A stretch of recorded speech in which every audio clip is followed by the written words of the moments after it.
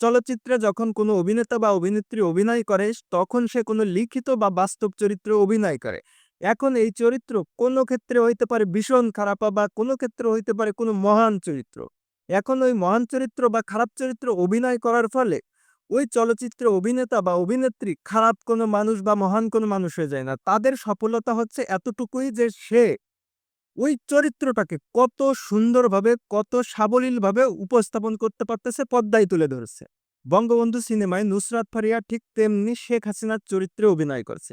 এখন এই সিনেমায় বা এই চলচ্চিত্রে সে কিন্তু যে চাইলেই অভিনয় করতে পারছে বা চাইলেই অভিনয় করা যায় এরকম কিন্তু না। সেখানে যে ডিরেক্টর ছিল, যে কাস্টিং ডিরেক্টর ছিল তারা নিশ্চয়ই অডিশন নিছে। তারা বিভিন্নভাবে পরীক্ষা-নিরীক্ষা করে দেখছে যে না নুসরাত ফারিয়া যায়, সুতরাং তাকে ওই চরিত্রটা দিচ্ছে। এখন অ্যাজ এ অ্যাক্টর হিসাবে নুসরাত ফারিয়ার এই চলচ্চিত্রে অভিনয় করাটা কতটুকু অপরাধ বা কতটুকু পাপ? দেখেন, as a professional actor Nusrat Faria যে কোনো চরিত্রে অভিনয় করতে পারে।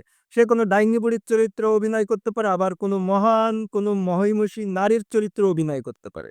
সে হচ্ছে টাকার জন্য অভিনয় করে। আর অভিনয় করার সময় তার কাজটা হলো যে চরিত্রেই অভিনয় করছে সেই চরিত্রটাকে পর্দায় সুন্দরভাবে ফুটাই তোলা।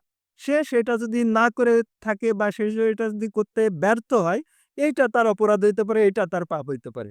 কিন্তু সে যদি অভিনয় করে এবং অভিনয়টা যদি মোটামুটি মানানসই হয়, তাহলে এখানে বাস্তবিক পক্ষে কোনো অপরাধ বা কোনো পাপ নেই। তাহলে বর্তমান সরকার আসলে কি ভাবতেছে বা কি বুঝতেছে?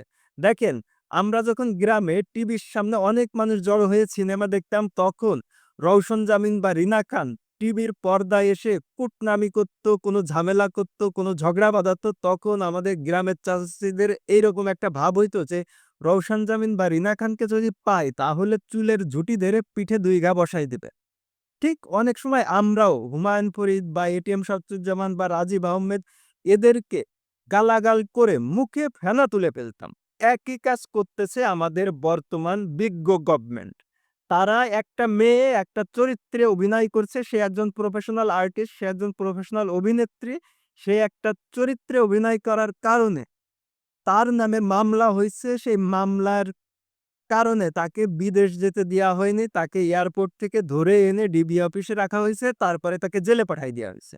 এখন চরিত্রে অভিনয় করা যদি কোনো অপরাধ বা সফলতা হয়, তাহলে নুসরাত ফারিয়াকে যে কারণে জেলে ঢুকানো হইছে, সেই একই কারণে খন্দকার মুস্তাক চরিত্রে অভিনয় করা ফজলুর রহমান বাবু বা রাজাকার চরিত্রে অভিনয় করা যেসব মানুষ বা পাকিস্তানি জেনারেল হিসেবে অভিনয় করা যেসব অভিনেতারা, তাদের কি কোনো পুরস্কার দেয়া হবে? আপনাদের কাছে প্রশ্ন রেখে গেলাম। তাহলে এদের মানসিকতা কত নিচু পর্যায়ে চলে গেছে, কত নিচু মানের হয়ে গেছে। আপনি একবার বিচার বিবেচনা করে দেখেন তো। বর্তমান সরকারের মগজহীনতা এবং এদের এই দেউলিয়াত্ব এই সকল কর্মকাণ্ডে বারবার প্রমাণিত হয়। এসব বিষয় পাশে রেখে যদি আমাদের মিডিয়ার প্রসঙ্গে আসি, দেখেন এই নুসরাত ফারিয়াকে গ্রেপ্তার করার পরে এর চরিত্র হননে উঠে পড়ে লাগছে আমাদের মিডিয়াগুলো। প্রথম শ্রেণীর সংবাদ মাধ্যম, টিভি মিডিয়া এরা নুসরাত ফারিয়ার চরিত্র নিয়ে যেভাবে সংবাদ প্রচার করতেছে, এইটা আসলে কোনো স্বাভাবিক মস্তিষ্কের মানুষের পক্ষে সম্ভব কিনা আসলে আমার জানা নেই। আর এই যে সংবাদ মাধ্যম চলে, এরা তো আসলে শত শত কর্মী নিয়ে, শত শত মগজ নিয়ে এরা পরিচালিত হয়। তাহলে এরা আসলে এগুলা করে কিভাবে? দেখেন, নুসরাত ফারিয়ার নামে রটানো হচ্ছে যে সে জুনায়েদ আহমেদ পলকের মন খারাপ হলে সেইখানে যাইতো। এখন এর কোনো প্রমাণ আদৌত কি আছে? আর যদি প্রমাণ না থাকে, তাহলে এই মিডিয়াগুলো কোন দেউলিয়াত্বে, কোন মগজহীনতায় এই টাইপের সংবাদ প্রচার করে?